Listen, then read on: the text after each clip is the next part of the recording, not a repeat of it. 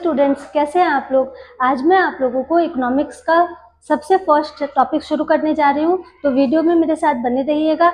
और आज हम लोग शुरुआत करते हैं ना इकोनॉमिक्स में difference between micro economics and macro economics, क्योंकि ये बहुत ही इंपॉर्टेंट टॉपिक है। ये क्लास 11th में भी आपके लिए इम्पोर्टेंट है, क्लास 12th में भी इम्पोर्टेंट है। तो सबसे फर्स्ट हम लोग इकोनॉमिक्स में यही टॉपिक शुरू कर रहे हैं, माइक्रो एंड मैक्रो के बीच में डिफरेंस। तो फर्स्ट डिफरेंस जो है, यहाँ पर देखिए मैंने सारा डिफरेंस लिख रखा है। फर्स्ट डिफरेंस किस बेसिस पे है? डेरिवेशन के बेसिस पे। अब डेरिवेशन का मतलब होता है ये जो माइक्रो इकोनॉमिक्स है एंड मैक्रो इकोनॉमिक्स है, ये जो सब्जेक्ट की बात कर ले या तो वर्ड की बात कर ले, ये डेराइव कहाँ से हुआ है। तो यहाँ पर मैं अभी सब्जेक्ट की बात नहीं कर रही हूँ, micro word and macro word की बात कर रही हूँ कि ये डेराइव कहाँ से हुआ है। तो सबसे फर्स्ट, ये जो माइक्रो इकोनॉमिक्स में माइक्रो वर्ड है, ये डेराइव हुआ है फ्रॉम ग्रीक वर्ड। ग्रीक भाषा का शब्द था जो था माइक्रो, और इसका मतलब होता था टू स्मॉल। तो माइक्रो इकोनॉमिक्स वहीं से आया जिसमें हम लोग स्मॉल यूनिट के बारे में स्टडी करते हैं। सेकंड, मैक्रो इकोनॉमिक्स, जो मैक्रो वर्ड है वो भी ग्रीक भाषा के शब्द से आया है। ग्रीक में था मैक्रोस, जिसका मतलब होता था टू लार्ज, मतलब एज अ होल। तो यहाँ से इसको रिलेट कर दिया गया मैक्रो इकोनॉमिक्स से, जिसमें हम लोग पूरी इकोनॉमी को एज अ होल स्टडी करते हैं। सेकंड जो है डिफरेंस, मीनिंग या डेफिनेशन आप कह सकते हैं।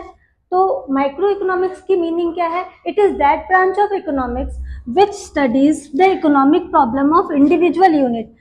ये जो माइक्रो इकोनॉमिक्स है ना, ये इकोनॉमिक सब्जेक्ट का वो ब्रांच है जो किसको स्टडी करता है? इकोनॉमिक प्रॉब्लम को स्टडी करता है। इकोनॉमिक प्रॉब्लम आपको पता ही होगा, जो प्रॉब्लम ऑफ चॉइस है।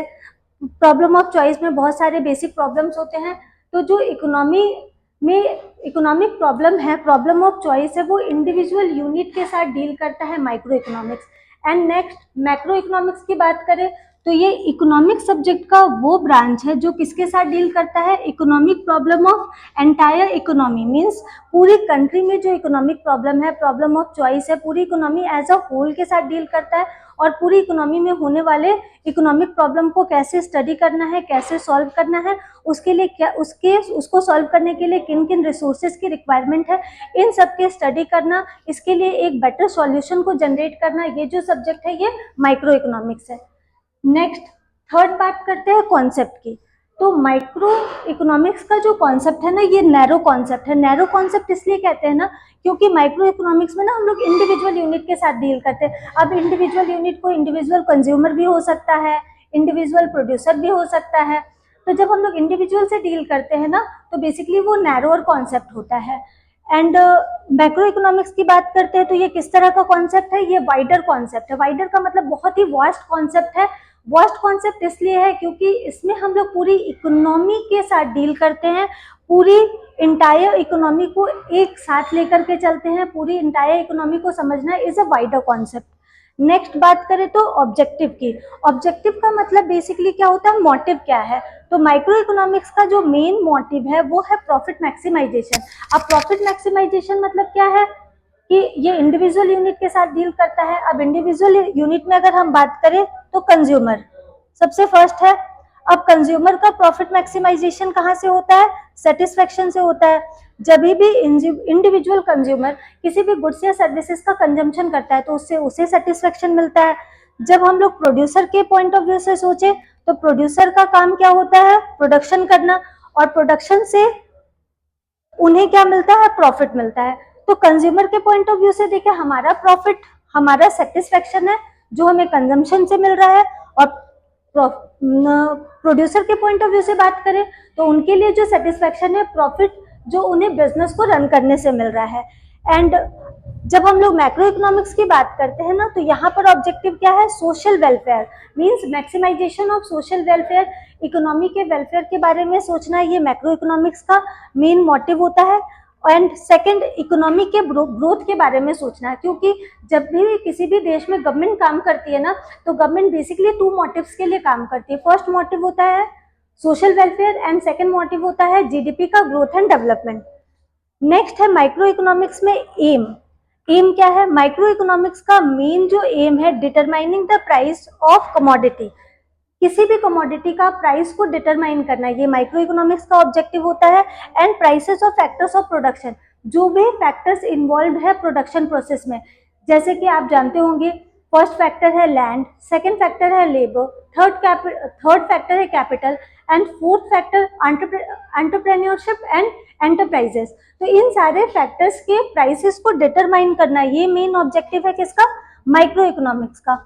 मैक्रो इकोनॉमिक्स के ऑब्जेक्टिव के बारे में, सॉरी एम के बारे में बात करें तो मैक्रो इकोनॉमिक्स का एम क्या है, डिटरमाइनिंग नेशनल इनकम, इकोनॉमी के नेशनल इनकम को डिटरमाइन करना, इकोनॉमी में कितना आउटपुट का प्रोडक्शन हो रहा है इसको डिटरमाइन करना, इकोनॉमी में एम्प्लॉयमेंट के लेवल को डिटरमाइन करना, और इनकम, आउटपुट एंड एम्प्लॉयमेंट के बीच में इक्विलिब्रियम को स्टैब्लिश करना है। ये जो ऑब्जेक्टिव होता है वो मैक्रो इकोनॉमिक्स का होता है, क्योंकि इकोनॉमी में स्टेबिलिटी बहुत ही इंपॉर्टेंट होती है। अगर इकोनॉमी में स्टेबिलिटी नहीं होगी तो या तो प्राइसेस राइज होंगे, इन्फ्लेशन का सिचुएशन अराइज होगा, या तो इकोनॉमी में डिफ्लेशन का सिचुएशन होगा, जिससे स्टेबिलिटी नहीं रहेगी and various other problems arise हो जाएंगे इकोनॉमिक्स में।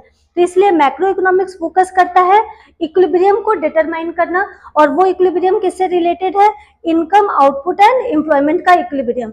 और लास्ट है एग्जाम्पल।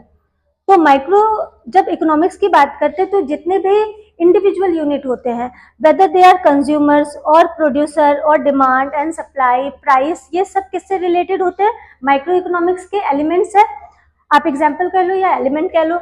एंड मैक्रो इकोनॉमिक्स के एलिमेंट क्या है, ये एग्रीगेट लेवल पे काम करता है, इसलिए aggregate demand, aggregate supply, national income, national wealth, budget, balance of payment, balance of trade, ये सब किसके एलिमेंट्स है, मैक्रो इकोनॉमिक्स के एलिमेंट है। तो मुझे लगता है कि आपको ये टॉपिक समझ में आ गया है।